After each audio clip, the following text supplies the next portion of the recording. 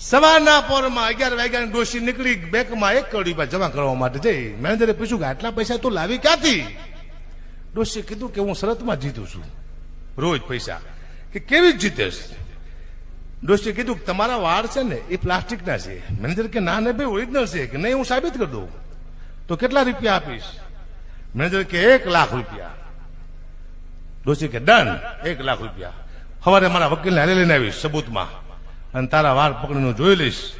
જો ઓરિજિનલ હશે તો હું તને 1 લાખ આપીશ. મેનેજર કે કઈ વાંધો નહીં. ડોશી સવારમાં આવી હો એના વકીલને લઈને. મેનેજર બેઠો તો વાળ પકડી આમાં હાલે કર્યો ઘા. મેનેજર નીચે પડ્યો, દાંત કાઢીને ઉભો થયો કે ડોશી ઓરિજિનલ વાળ છે, ડુપ્લિકેટ નથી. અને ડોશીનો વકીલ નબળો પડી ગયો, ધીમો પડી ગયો. એટલે મેનેજરે કીધું વકીલને કે ભાઈ હું જીતી ગયો તું કેમ નબળો પડી ગયો?